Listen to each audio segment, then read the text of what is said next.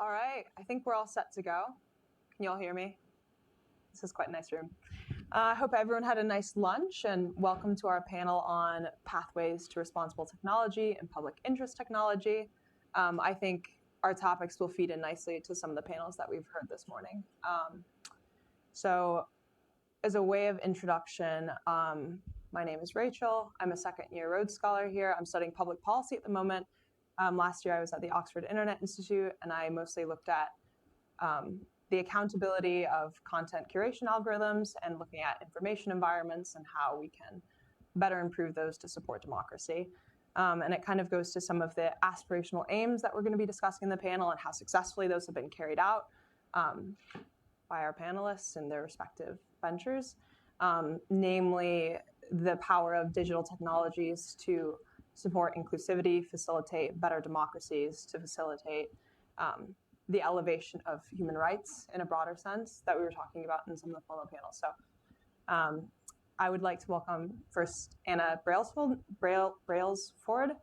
who gave a nice keynote speak this morning, who is the CEO and founder of Code First Girls and also has a plethora of experience with Lydia.com and LinkedIn as the commercial director. We have, I'm skipping around, Adam Parr. I'm like, which order are you in? Adam Parr, who comes from a wealth of background in the private sector and is currently the director of Oxford Semantic Technologies and looking deeply into AI, cutting edge AI. And we have Stephen Damianos, and Stephen is the director of technology and human rights at Perseus Strategies, and also has a background in looking at border migration policy. And lastly, but not least, we have Nasser. And Nasser is public policy counsel for Color of Change, looking at how to better use technology to benefit Black communities in the US. And Nasser also comes from a background of computer science, although he's been pursuing interests in the legal field. So I think that'll have some interesting intersections with regulation when we get to that. So yeah, without further ado, I'll stop talking. And to kick off, I'd like to talk about how this panel's been framed.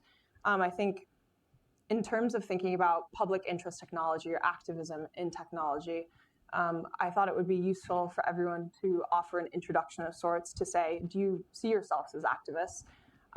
And I think a framework that might be beneficial, because that's quite a broad term and that's broad interpretations to that. I invite you to think about it in terms of, personally, do you see yourselves as activists as individuals, and what that path has been for you? Do you see yourselves as activists in terms of the purpose of your institutions? Yeah, and whoever would like to kick that off. Shall I? Stephen, or yeah, Nasser? Sure. Thank you for the introductions. Thank you all for being here today. The answer is yes. Do I see myself as an activist? I mean, I studied computer science, was a software engineer for a hot second, and then went into the legal profession. So you might say I'm a bit insane. What that has meant, though, is that I sort of now sit in a space where the profession is not necessarily always keen on my presence. You don't always, popular to or contrary belief, the crime shows like to say, at least in the United States, like it's always the person with a laptop who comes into the crime scene or comes into the legal profession and is like going to save the day. The reality is the complete opposite, right? And so when you think of technology and you think of the law, they diverge and converge in ways that don't make a lot of sense. So to be present in those spaces, I think, means that I have this beautiful benefit and this challenge to be an activist both in the law and in the computer scientists realm. Mind if I said, no, I don't think I'm an activist. I sound like a horrible person. I do, in fact, consider myself an activist. My background is more academic, but in the refugee and forced migration space. And I personally feel that there's no room for anyone to be in that space and not be an activist. I think if you are going to educate yourself on these issues and work on these issues, then you have a moral imperative to act in a way, or really, the sentence can end there, you have a moral imperative to act. And so I actually felt, I did my doctorate at Oxford and felt a lot of tension with my department and many of my colleagues here who even told me, in their offices, that my writing was too activisty and not academic enough. And one Oxford professor told me, I remember the exact quote, there is no room for this in the academy. And that was in the first week of my doctorate. And I was like, oh, is this what academia is like? And that actually really fueled me to believe that going forward, I would not write anything if it was not in some way activist-y. Now I work at a human rights law firm, and my job is we're trying to expand existing human rights law at the UN level and at national levels to meet the challenges of neurotechnologies, which are devices that can interpret or alter brain activity. And my role is more to understand and push policy and law, and isn't as activisty in my day-to-day, but I also separate kind of what hat I'm wearing, and maybe I work during the day and then I'm very happy to, put on a hoodie and go to a protest and be an activist in other spaces. So I also think, we are different kinds of activists in different ways in our work, in our professional lives, in our interpersonal relationships. So there are also different modalities of activism, I think. Yeah, I think that kind of speaks to, I guess, personal motivation structures of why we take on the work that we do. And maybe something to add to that conversation is the framing of institutions as activists in a sense. And I'm curious of your thought process around this, because earlier today in your speech you mentioned that that typically most organizations advocating for women in one form or another have been NGOs. And in terms of the structuring and the incentive structures to achieve an activist agenda, how did you feel yourself either constrained or enabled by having it in the format of a private institution? Well, in terms of being an entrepreneur and then selling to the companies that I sell to, I think all entrepreneurs to a certain extent are activists, and that they see a gap in the market and they have to see things differently. And if you ever read Shoe Dog by Bill Knight, the guy that founds Bill Knight is a fantastic part in it, where he talks about people that see gaps in the market, then taking that to fruition, making sure you've got that go-to-market strategy. And he describes them as iconoclasts, right? But what that means, and he writes, that will always put a target on your back because you put your head above a parapet. So I think to a certain extent, you are kind of seen as a disruptor. You have to be, because otherwise your product wouldn't sell, right? Now, when it comes to organizations, what's really interesting is we see the kind of the opposite thing in our buyers. We mirror each other. So the people that are most likely to buy organizations and most likely to want to make the change are already known as positive disruptors within their respective organizations. And the biggest barrier to change, people say, what is the biggest barrier for you, right? In Code First Girls taking over the world in every possible organization. And the answer is the status quo. Status quo is our biggest barrier. We have to be able to make sure that we're empowering disruptors to see things differently and to make sure that they're bringing more women into the technology part of the organization. So it's not just activist entrepreneurs, it's also on the client side as well. Who's the activist client and how are they challenging the status quo? Yeah, thank you. Adam, I'm wondering if you have, from your entrepreneurial background, something to add to that, an insight? Well, I suppose I learned, I'm not going to say I'm an activist, but what I'm doing now is I'm doing a DPhil here, but I also have a trust that is focusing on climate litigation, amongst other things. And the reason I'm doing that, which I suppose you could call activist, is that I have a very skeptical view about business. I've worked in business all my life, one way or another. I had 5 years running a Formula One team just outside Oxford. And that was really fascinating insight, because the whole essence of Formula One is you make the rules, you set the rules, and then you get people to compete intensively to win applying those rules. And what I learned is that in the absence of rules, business is completely dysfunctional. People will do whatever they see in their very short-term interests. So, for example, in Formula One, one of the things that I was very involved in was trying to introduce a budget cap so that all teams had a reasonably level financial playing field. We did succeed in that in the end.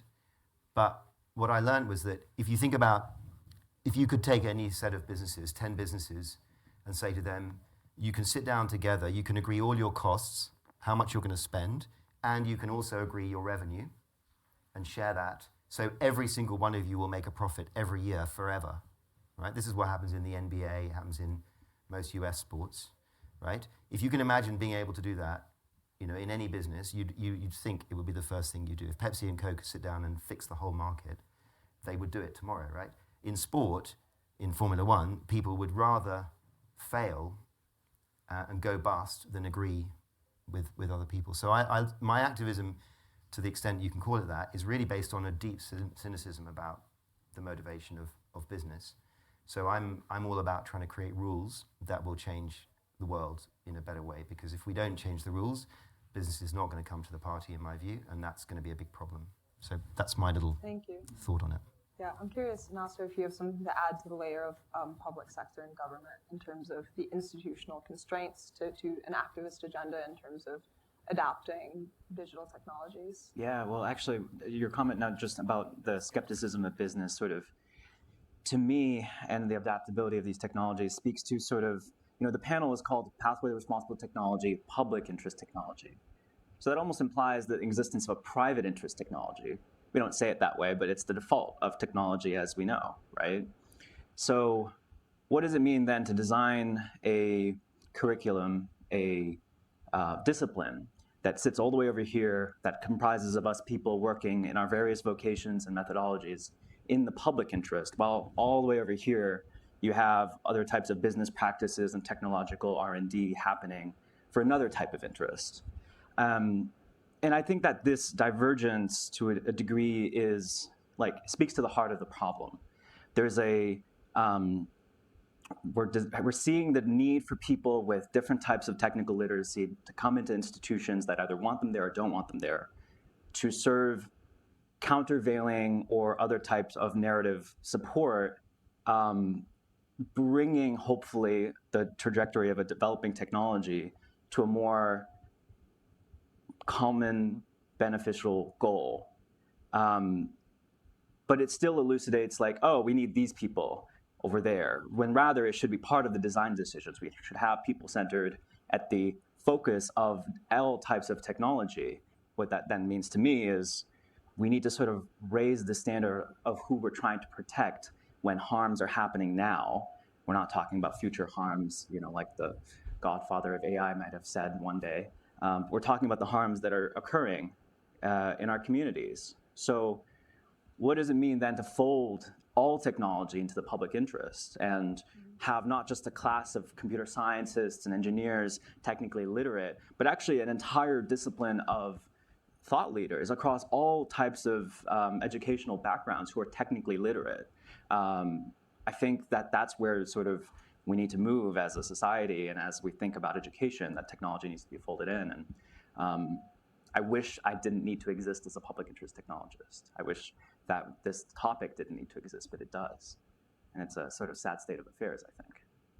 Yeah, part of what I picked up on is like this idea of inclusive design is fundamental to meet inclusive objectives of any sort of enterprise. And I think that within government, perhaps you're up against greater institutional obstacles of changing those cultures that you've mentioned, that you need to also be acting with activist institutions. And so I'm kind of wondering if there's a way, because if we view entrepreneurs as disruptors in many ways, if there's some sort of transition that happens, and at what point that transition happens from being an entrepreneur where you have a smaller company with greater direction for what that culture of inclusivity looks like within it, with the discretion with which you pick businesses that you sell your model to.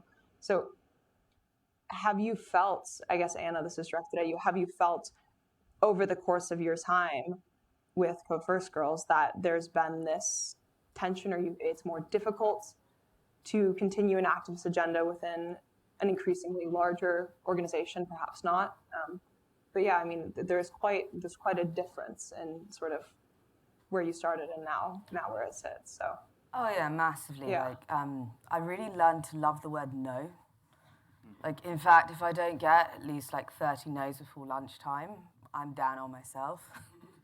And that's both, you know, when we first started out, because you're building credibility, you don't necessarily have the data to demonstrate to organizations about the return on investment they're going to get. You don't have necessarily the data about the women that you're teaching either.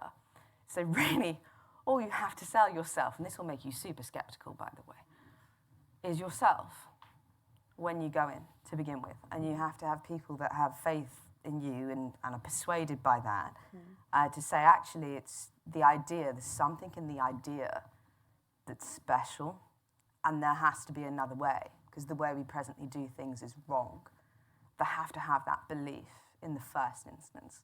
And then once you get over that, and then you get a ton of data points, then you get a whole sea of FOMO going on. And then you have lots of organizations jumping in, being like, well, how can I replicate what I've seen here, here, and here? Because at the end of the day, and it does correlate with things like revenue success for organizations, like innovation, making our products safer, making our national infrastructure safer, right? That therefore means they're probably going to be more competitive as a result, and they want a piece of that. So yeah, that's on the organizational side of things. And then on the investment side of things, that's also an issue as well, as to the extent to which you get investment and you get buy-in. I was told, so when you go for different series of fundraising, if you get to the final stage, it's called investment committee stage, as I'm sure a lot of you know. And what happens is they all get together as a fund and they give you feedback on your company. And I remember this one investor, the feedback that we had is there's just, you know, the reason you're not getting the funding is there's not that many women that actually are interested in technology. Now, I ask you, what is the problem with that? Well, number one, it's entirely subjective. So actually, as a rational person with lots of data points, how can you counter that? Because you're actually part of the problem. You are part of the status quo that actually won't enable the change to happen. So I think it's not just about organizations, it's about access to capital and the way in which access to capital enables the very, very best and most disruptive ideas to actually come to the fore. Yeah, thank you. I think, so talking about a formation, and I think what I'm kind of picking up on is that in that first instance with a founder, you have a personal level of activism that you're projecting and selling, and that sets the tone for the later activist intent of a company. And saying no as many times to things that don't align with that is how a corrective measure. So I'm wondering, moving from the idea and the implementation to then the oversight, Stephen, I'm wondering if you have something to add to the regulation angle of technology for any sort of social good. Like, what does that look like from an oversight perspective? I hope I have something to add. That was my doctorate and my job. Yeah. I know you have something to add. Maybe So I don't know. Something that concerns me is that when entire agencies or products or offices are digitalized, you erase humans. And it can be very hard to, if there's not a physical office to go to or a physical person to talk to, a lot is lost in that space. And one of those things is accountability. And it's very common that for issues of cost effectiveness or data collection, that various government agencies, for example, are really digitalizing all of their platforms. And so maybe you used to be able to pick up your phone and call someone, and maybe you have to listen to some elevator music for a bit, but then eventually you're talking to a human. But that often is not happening anymore. I don't know if anyone here has tried to get a visa appointment or something for a passport renewal at an embassy in London. I mean, how was that experience for you? You probably did not talk to a person. That is frustrating and a problem if you need help. But the range is that it can be frustrating for you getting your visa because you want to go on your holiday, but it can also be really violent at a very high level if an entire government is using that even intentionally. You were talking about the idea of technology being designed for exclusivity, for inclusivity.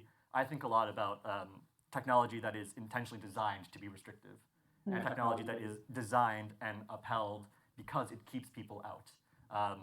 My background in thinking about that is physically keeping people out, borders, and making sure that the technology keeps people away from the country, or if they're in the country, keeps them away from their rights and affordances within the country.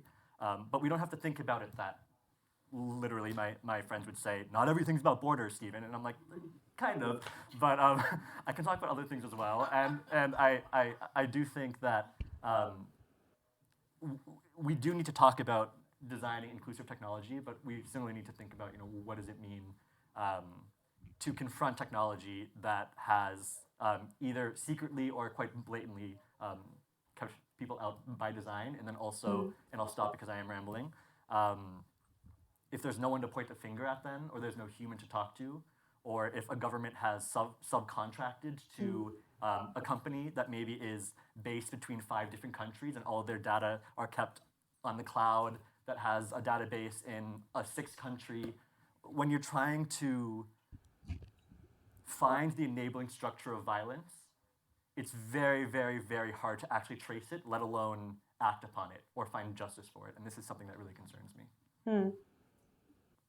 I'm wondering, in terms of intentional activist design, if part of the idea of Code First Girls is to bring more women and more diverse voices to the table of how we shape the future of public interest technology, and whether or not that's sort of an intention with tooling women to code.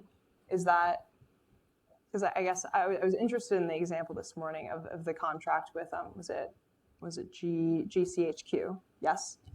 Yeah. GCHQ, yeah, and so like this result of a technology that was more inclusively formed was actually better, and perhaps in need of less oversight to some regard, and that it's more secure. And so, yeah, I'm kind of wondering if, looking into the future, what your intentions are with that, and Adam, what your intentions are with how you go about selecting different companies to invest in that sense. So either of you, if you want to. Well, maybe I could go. So in terms of, I think it's really interesting that as an investor, and as also chairing a number of startups, I find it really hard to do the activism within those organizations, because mostly it's about surviving. And for example, my AI spin out from Oxford, we don't really pick and choose our clients, because we're just quite grateful when somebody wants to buy our technology.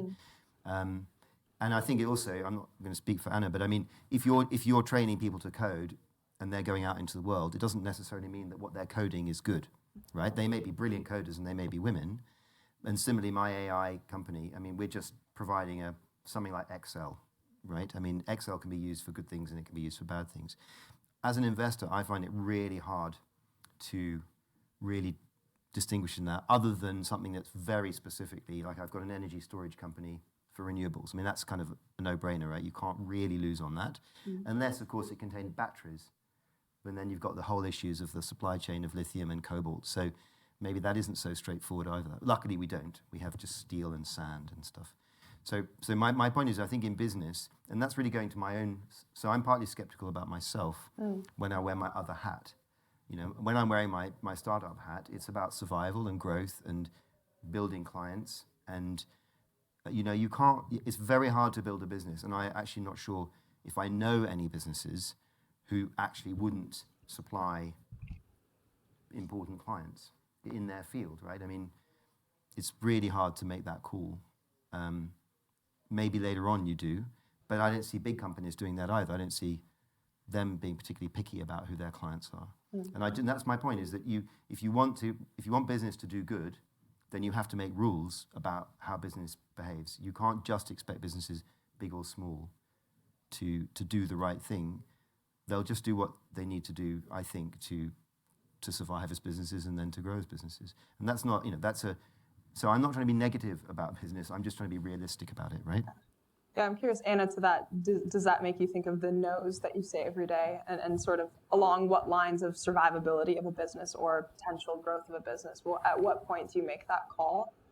what's your thought process around that? Me saying no, it's people saying no to me. Oh, and now are you saying no to people, or?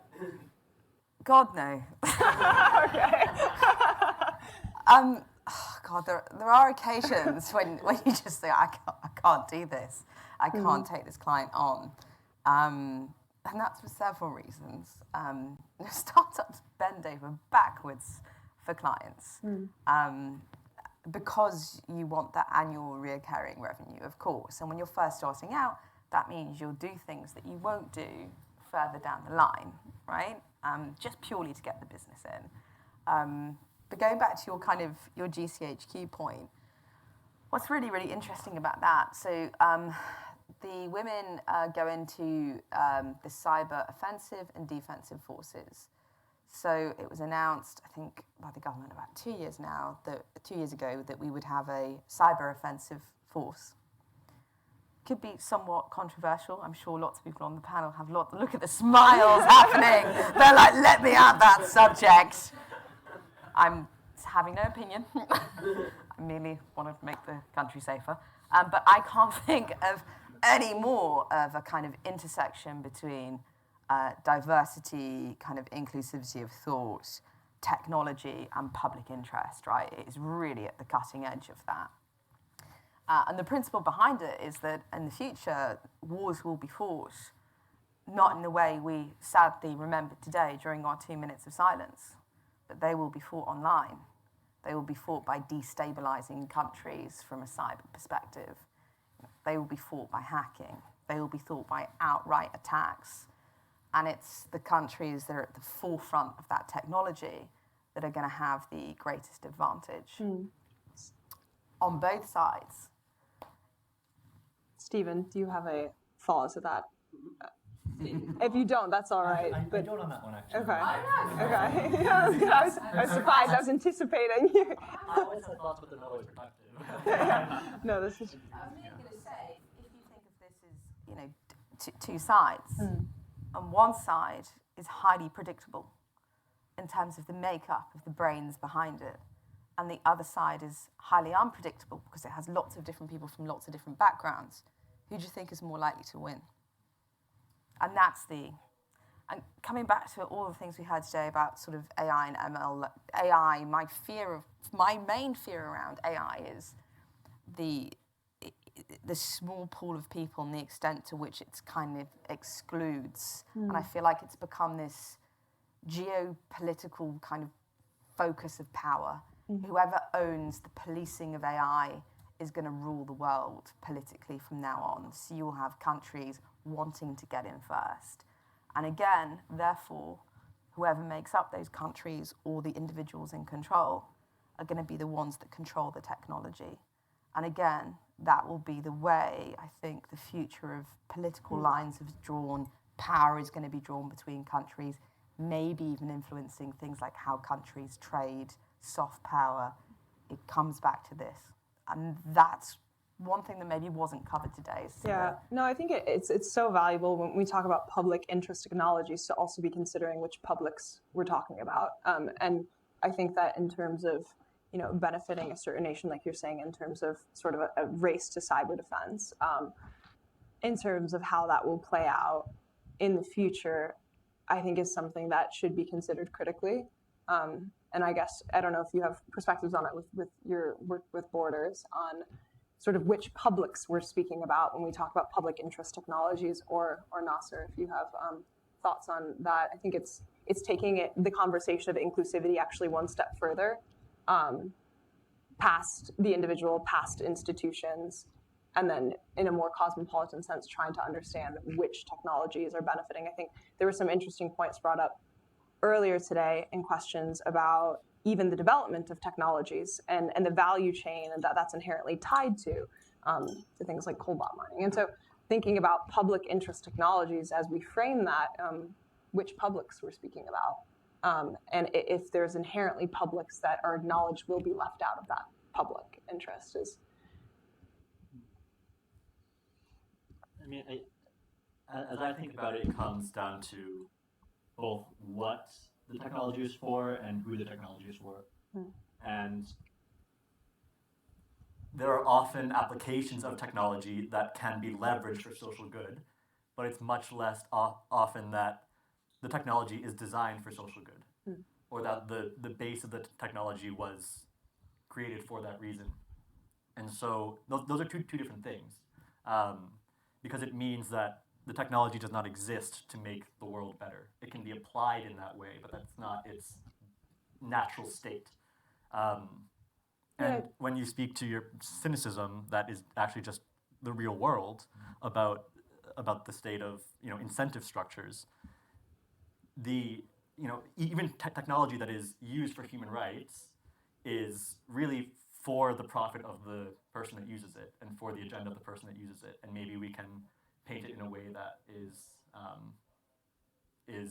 palatable or helps people, but the idea of public interest technology as its own is, there could even be a wider conversation of does that exist, or can that exist within, because it even goes down to how do we have the technology, from what supply chains was it created, who's paying for those, or are there military actors or applications and surveillance involved in that, and that really complicates what is able to be public interest. And again, it comes down to, you're asking which publics, I'm asking in whose interest. And maybe they're the same question, but they reach different conclusions, I think. Yeah, I think it reminds me of something we heard earlier today about how often, especially in these startup or entrepreneurial environments, it falls to the character. I think Swathi was saying that they go through an extensive vetting process to ensure that the founders are aligned and, sort of anchored in their values, because those values will be tested invariably. And the intent, whether it's for social good or the intent regardless of a company, will be tested. And so I'm sort of wondering, Adam, if you've had experiences or being from the investor side have felt that you've pushed and made a founder to question the intent of their company, because perhaps the intent that they have and the idea that they have is not viable, it's not going to survive, and how you go about negotiating that, or your perspective, how you feel from that side of the equation. As an investor, and I think I already sort of hinted at this, it's really hard to do impact and make money, right? Because it's really hard to make money by itself, right? It's like that Daniel Kahneman thing. It's got to be, successful companies that have a good impact has to be a smaller group than successful companies, right? So it's really tough to invest successfully. I've been incredibly lucky to have, 3 or 4 businesses that I've, built and exited from. But, that's almost miraculous if you look at the statistics, and there's a lot of luck in it. So when I'm dealing with founders, I'm almost terrified if they have a mission, because it's just one extra complication, and quite often it really interferes with having a successful business. So what you really want is a business where the business itself is just, whether they like it or not, it's going to have a good effect, right? They can't make it better or worse. That's what we're doing. Energy storage, without horrid materials. You can't really make the world a worse place with that. Same with my soil carbon measuring satellite business. That it's hard to imagine. Well, actually, I can imagine how that could be made worse, because you could use it for sort of pesticide spreading or something. But broadly speaking, if you find something that is just, you can't screw up the world with it, that's good. But just, if I may make one more point on technology, my PhD, it's terrible to talk about your PhD, but I'm looking at a guy who was at Oxford 400 years ago, and he was at this fork 400 years ago in the scientific revolution, and he was interested in agriculture, and he literally is looking at how do you improve, well, he didn't know nitrogen existed, but how do you get nitrogen into plants and into soil? And he's kind of at this fork where you can either go the chemical route, or you can go the kind of clover and legumes and biological, and he doesn't appreciate that there's 2 ways to go, the kind of contrast which we now know and the effects of it. But what he does say is he's quite clear that technology can be seriously abused, and that the human capabilities that are being created in the early 17th century have really big implications for the world and humanity and nature. So it's fascinating for me that what we're talking about here, public interest technology, who's the public? There's the guy sitting in Oxford 400 years ago saying, God, this really could go horribly wrong if we abuse our power and use it to abuse other people and to abuse nature. And lo and behold, we absolutely fantastically did. I have time for one more question, and I'm going to shift to a positive note. So in terms of, I guess there's absolutely a justification for all the skepticisms that you voiced, and as well as the intention and the success of a sort of values-driven business that I think Anna's been quite successful in carrying through and ensuring. And I'm kind of wondering, throughout your journeys and throughout your careers, have you become more or less optimistic about the case for public interest technology? Nasser, you're doing a lot of positive, interesting work around it, and so I don't know if you want to start us on a positive note, and then presumably, I don't know if you've become more. I'm not trying to be negative. No, I believe in technology's power to do good, but you can see that it is not a given, right? Yeah. We can all see that. So yeah, trajectories of optimism. Sure. Well, the question that Stephen started around, who is the public, actually, to me, elucidated this idea of like where public interest law came from, right? In the 70s, there was a trajectory of lawyers who were going into private practice, and there was an absence of lawyers working as either public prosecutors or as public defenders, at least in the United States. And so foundations, institutions got together and created a pathway. Now, you can have criticisms about the legal system itself. You can criticize the way prosecution works or the way public defenders are handling the conduct of their cases. But still, there has been this forced and deliberate impetus to create pathways for people to work in these spaces. You're finding the same thing now. And I think it's really encouraging, one, to have a forum here talking about topics like this, but also to see universities get together and do similar things for new students, new people learning to code, or even just learning to think about technology in their other types of disciplines that are not computer science.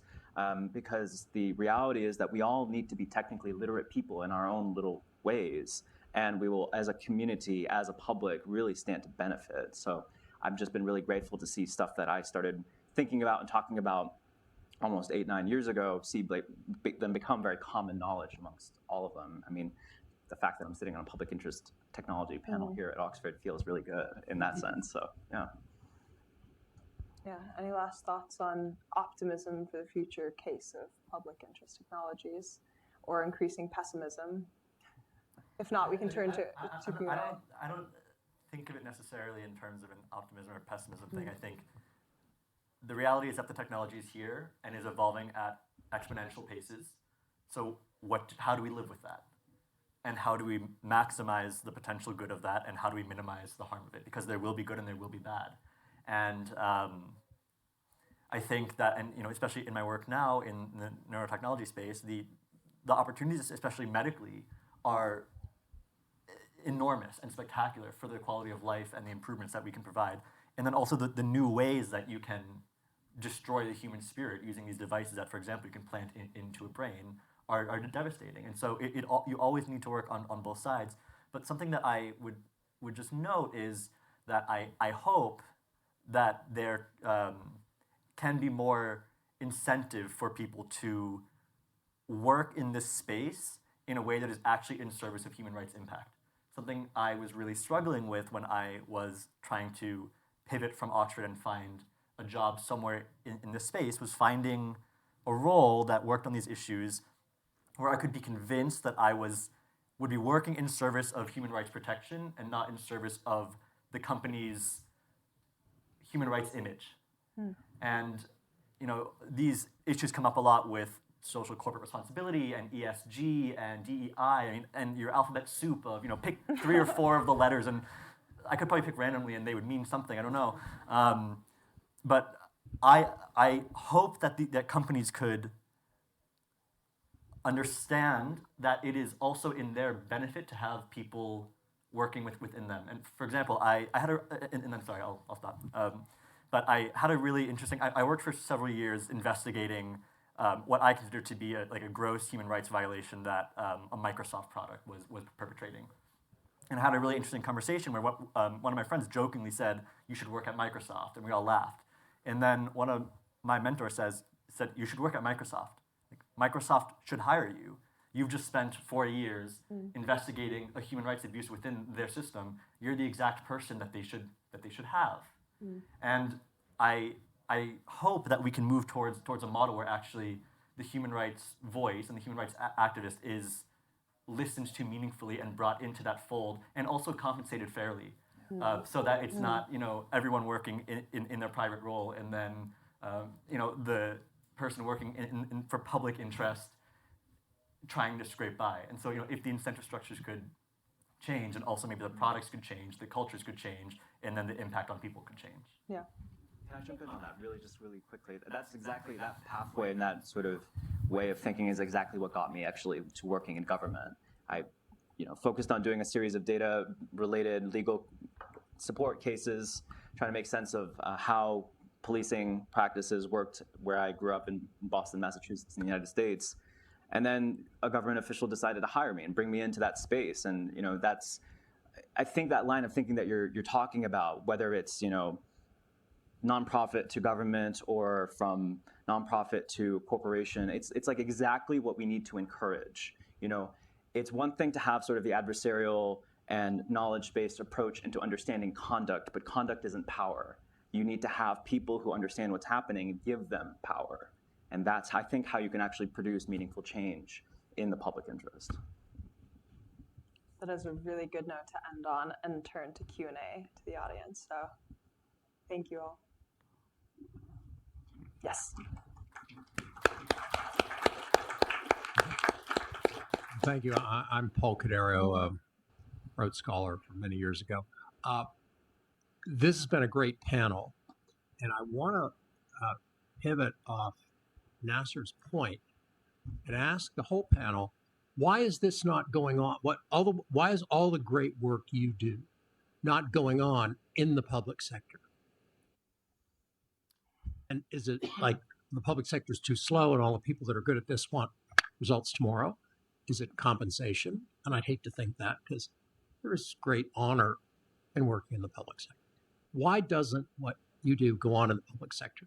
It's great you're doing it sort of wrap around, in and out, but governments are there to do good things for the public interest technology. That public part's very important. So tell me. I mean, I can kick off.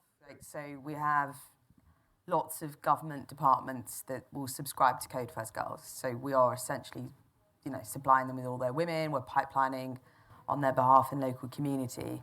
But the biggest barrier in the public sector, what I'm about to say is, I don't think it's controversial, it's just a fact.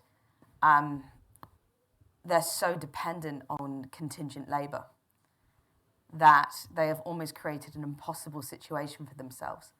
So if you were to analyse, the number of women in technology on a perm level, at entry level, it's about 19%. Mid-level, you go to about 7%. AI and ML, it's less than 1%. If you look at contractors in this space, it's almost 99% men. And it's the same group of people over and over again. And the government have created, in my view, such arbitrary rules. They have made themselves absolutely dependent on contingent labour. That is massively costly for them. And they've made it really, really difficult to actually bring in, I think, permanent staff. So they've created structural barriers for themselves that almost seem impossible to overcome. And we see the same things in the NHS, right? So we analyse work in the NHS. Just learning something like SQL can mean that we move through data in the NHS maybe 10 times quicker. Why aren't we using it? Again, it's just there's so much contingent labour. It's like, well, we're not going to invest in that because it's not permanent. So for me, my angle on that is causing big problems within government and public sector. So one of the businesses that I helped to as a founding investor is called Apolitical. And in fact, Robin Scott, who's the CEO, should have been sitting here, but clients dragged her to Canada. So Apolitical was founded with the idea of connecting civil servants, public servants, and helping them both to network and to learn. And one of the reasons why we came up with the idea is that one of the biggest problems in public sector is the departmental structure.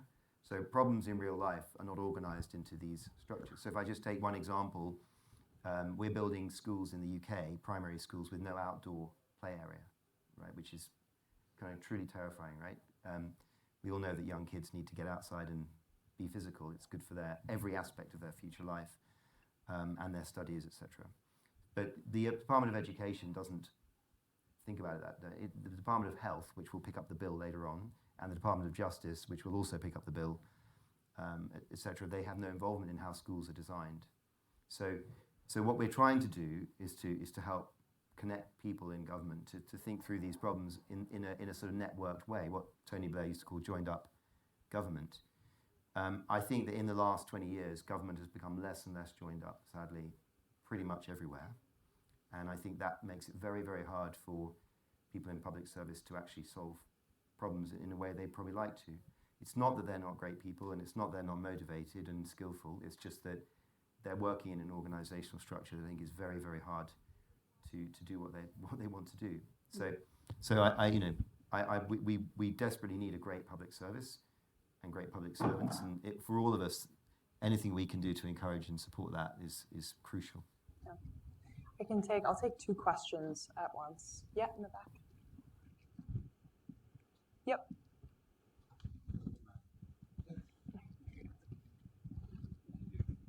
Hi, may I just start by saying it was a very enlightened talk, and I possibly do not share the similar level of optimism that the panel has with the transformative nature of inclusivity as the discourse is going on today, and the role of doing justice through regulations.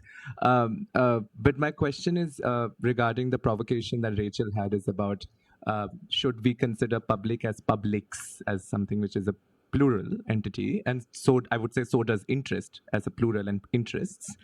But there's also this idea that we somehow also think that there are entities of publics that exist, and then there are actors who are responding to those entities. So let's say that there's state which is responding to the general public, and then private sector which is responding to private entities. But does the panel think that that idea also needs to be challenged? That state is not always thinking of this general idea of public, but state has its own ideas of specific publics, and private actors also have maybe a more broader idea of public than we associate them with, and similarly with interests. So with this current ongoing discourse with public-private involvement in tech, are public and private sectors also constituting different publics and different interests? Right, thank you. Nasser, do you want to? Yeah. You're getting into statecraft. I think the point you're sort of elucidating is that, like, the definition of what is public, or more broadly, with the definition of the commons, is actually an ongoing negotiated space always between private interests, public interests, state interests, and often, of course, the state interest and the public interest diverge vastly. I think that then means that, yes, there are a variety of interests, there are a variety of publics. And that doesn't always necessarily mean that technology designed and used in a particular way can meet all those differentiating needs. But I think that the terminology around public interest technology specifically exists as the opposite end of a seesaw to the gigantic private interest upon which technology has existed for the modern technology. I'm talking about, like, the way we use it for decades. And so, yes, the terminology can and should shift as, I think, more voices, more stakeholders are brought into the fray. But that generally, what that then means is we are just inviting more people to talk about these things, to talk about the ways that technology exists to serve us. And I think that you're making a really good point about, like, when does this actually just become technology? When is it, not just in the public interest? Yes, Dave. Hi, my name is Astrid. I'm one of the scholars in residence here with a background in refugee forced migration studies. So I guess my question particularly for Stephen, but also for Nasser and anyone else on the panel, is the notion of surveillance. So I know we talk a lot, and Stephen, you mentioned about this notion of digital borders and the fact that now kind of regime building and border establishing has now crossed into also the daily lives of individuals. And so I guess my question for you two and the whole panel is just how do we then approach this year, in the next 5 years, in the next 10 years, where now we're seeing this as a direct threat to civil rights, human rights, and particularly in the case of migrants and minority communities? Fine, I'll take that one. I have to. I think there's a lot in your question that we could talk about for hours. Don't worry, I won't. But whenever we talk about hyper visibility, I think it's equally important to talk about selective and intentional invisibility and the ways in which certain actors try to not see, because especially as a state, and also going to the last question, which I did not remark on because you said it very eloquently, but they're having a party over I there, know. by the way. I know. I'm sorry we're so boring, but I'm actually gonna go. I think that to the previous question as well, there's a difference between a citizen and a consumer. Sometimes they're the same person, but those require different things. The fidelity that a state has to you is different from what a company has to you. And if we're talking about states, if they see you, it's a double-edged sword, because they are then, and if they see it, and also if they identify and register you, then they are legally required to provide you with certain things. So in some ways, it can be really beneficial to states to not see you. And of course, we see this with undocumented laborers, and who the government hates, but also loves because they keep the prices of food down, and they work in every kitchen, and they prop up the entire economy. And so I would just say, to seeing and not seeing, that's a consideration. So the question of borders in particular, I think that the idea of borders has changed from a physical line to something that can be imposed upon you, to now something that you can even carry with you. A lot of biometrics, maybe if any of you flew here, maybe you had a biometric entry at Heathrow or whichever airport you came into. And so now suddenly you are carrying the border in your irises or in your fingertips. And again, going back to the question of design and who we're leaving out or not leaving out, one example that I like to bring up is with the Rohingya refugees, who are largely between Myanmar and Thailand.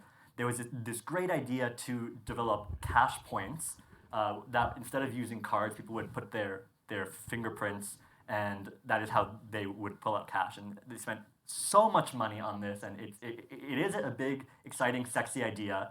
And then they found that for many of these individuals who had suffered a lot of ethnic violence and even dismemberment of their bodies, people found that they couldn't actually take the cash out because they had suffered so much physical violence and trauma to their body that the scanners didn't recognize their eyes or all of their, every part of their finger, because they were so scarred. And so again, these notions of who you can see, who you can't see, and who's brought into the development and design of that.